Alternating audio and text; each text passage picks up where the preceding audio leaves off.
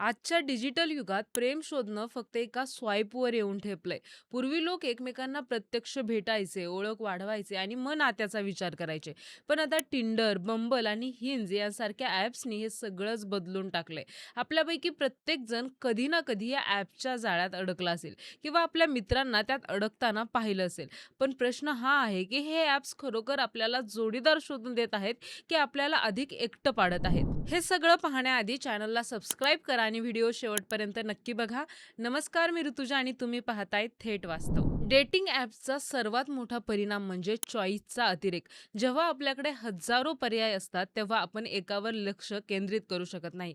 मानसशास्त्रानुसार जेवढे जास्त पर्याय तेवढा निर्णय घेणं कठीण होतं. यामुळे होतं असं की आपल्याला एखादी व्यक्ती आवडली तरी मनात शंका राहते की कदाचित पुढच्या स्वाईपवर यापेक्षा चांगली व्यक्ती मिळेल. यामुळे आपण कोणाशीही मनापासून जोडू शकत नाही आणि नात्यातली खोली हरवत चालली आहे. डेटिंग ॲप्सवर आपलं पहिलं इम्प्रेशन हे फक्त फोटोंवर अवलंबून असते.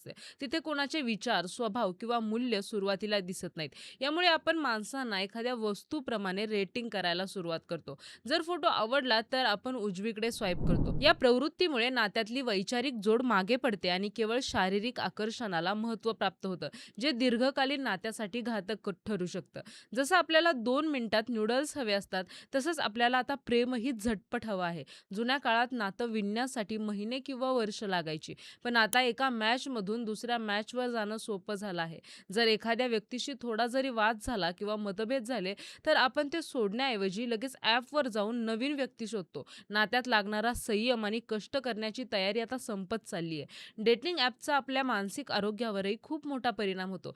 जेव्हा कोणाला मॅचेस मिळत नाहीत किंवा कोण रिप्लाय देत नाही, तेव्हा त्यांना स्वतःच्या दिसण्याबद्दल आणि व्यक्तिमत्त्वाबद्दल न्यूनगंड वाटू लागतो. लोक स्वतःची तुलना इतरांच्या फिल्टर केलेल्या फोटोंशी करू लागतात. हे ॲप्स एका प्रकारचं डोपामाइन लूप तयार करतं, जिथे नोटिफिकेशन आलं की आपल्याला बरं वाटतं, पण वास्तवात आपण आतून पोकळ होत चाललोय.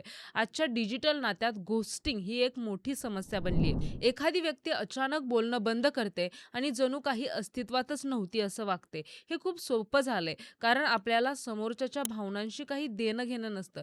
या प्रवृत्तीमुळे लोकांचा एकमेकांवरचा विश्वास उडत चाललाय. जबाबदारी झटकण्याची ही वृत्ती आपल्याला सामाजिक आरोग्यासाठी अत्यंत घातक ठरतीये. डेटिंग ॲप्समुळे हुकअप कल्चरला मोठ्या प्रमाणावर चालना मिळाली आहे. अनेकांसाठी हे ॲप्स फक्त शारीरिक गरजा पूर्ण करण्याचं साधन बनलं आहे. यामुळे ज्यांना खरोखरच गंभीर नातं हवं आहे, त्यांची फसवणूक होते. लोक प्रेमाच्या नावाखाली वेळ घालवतात आणि जेव्हा कमिटमेंटची वेळ येते, तेव्हा मागे हटतात. यामुळे तरुणांमध्ये नात्यांबद्दल एक प्रकारची भीती किंवा साशंकता निर्माण झाली आहे. तुम्हाला कोणाशी भेटायचं आहे हे तुम्ही नाही, तर ॲपचा अल्गोरिदम ठरवतो. हे ॲप्स अशा प्रकारे डिझाइन केलेले असतात की तुम्ही त्यावर जास्तीत जास्त वेळ घालवावा. त्यांना तुमचं लग्न लावून देण्यात काही इंटरेस्ट नसतो. तुम्हाला ॲपवर टिकवून ठेवण्यात इंटरेस्ट असतो. ज्यामुळे अनेकदा तुम्हाला असे प्रोफाइल्स दाखवले जातात जे तुमच्यासाठी परफेक्ट नसले तरी तुम्हाला गुंतवून ठेवतील. आपण नकळत एका तंत्रज्ञानाच्या तालावर नाचत आहोत. डेटिंग ॲप्सवर कॅट फिशिंग आणि आर्थिक फसवणुकीचे प्रकार वाढलेले आहेत. लोक खोटे फोटो आणि खोटी माहिती वापरून इतरांना जाळ्यात ओढतात. विशेषतः स्त्रियांना सायबर बुलिंग आणि असुरक्षिततेचा सामना करावा लागतो. पडद्यामागचा माणूस नेमका कसा आहे हे ओळखणं अशक्य असतं, ज्यामुळे अनेकदा गुन्हेगारी घटनांनाही निमंत्रण मिळतं. पूर्वी लोक सार्वजनिक ठिकाणी, कार्यक्रमात किंवा कामाच्या ठिकाणी एकमेकांशी संवाद साधायचे. आता मात्र एकाच खोलीत बसलेले 4 लोक एकमेकांशी बोलण्याऐवजी फोनवर अनोळखी लोकांशी चॅटिंग करत असतात. प्रत्यक्ष भेटीत जे स्पार्क असतं किंवा डोळ्यात बघून जे बोलणं होतं त्याची जागा इमोजीजने घेतली आहे. त्यामुळे आपली प्रत्यक्ष संवाद साधण्याची सामाजिक कौशल्य कमी होत चाललेली आहेत. डेटिंग ॲप्समुळे नाती आता व्यवहारासारखी झाली आहेत. मी तुला काय देऊ शकतो आणि तू मला काय देऊ शकतेस यावरच सगळं अवलंबून आहे.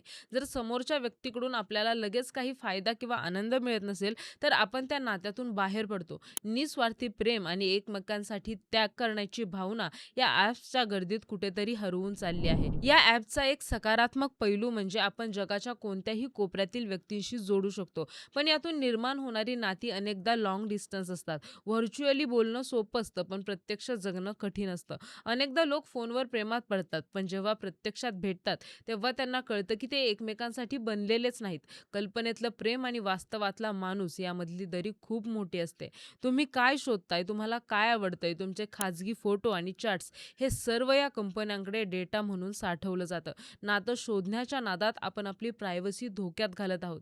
आपल्या वैयक्तिक भावनांचा वापर जाहिराती दाखवण्यासाठी केला जातो. प्रेमासारखी खाजगी गोष्ट आता एक ग्लोबल बिझनेस मॉडेल बनली आहे, हे आपण लक्षात घेतलं पाहिजे. आजकालची तरुण पिढी लग्नापेक्षा डेटिंग किंवा लिव्ह इनला जास्त प्राधान्य देते. कारण डेटिंग ॲप्सनी त्यांना नेहमी नवीन काहीतरी शोधण्याची सवय लावली आहे. कायमस्वरूपी एका व्यक्तीसोबत राहण्याची जबाबदारी घेणं अनेकांना कठीण वाटतंय. यामुळे लग्नाचं प्रमाणही कमी होत चाललंय. लग्नानंतर लोक इतर पर्यायांचा विचार करत आहेत, ज्यामुळे घटस्फोटांचंही प्रमाण वाढलंय. जरी आपण डेटिंग ॲप्सचे तोटे बघितले, तरी काही लोकांसाठी हे वरदानच ठरले. ज्यांना कामाच्या व्यापामुळे बाहेर जाणं शक्य नाही किंवा जे इंट्रोव्हर्ट आहेत, त्यांना यातून चांगले जोडीदार मिळाले आहेत. महत्त्वाचं हे आहे की आपण त्याचा वापर कसा करतो.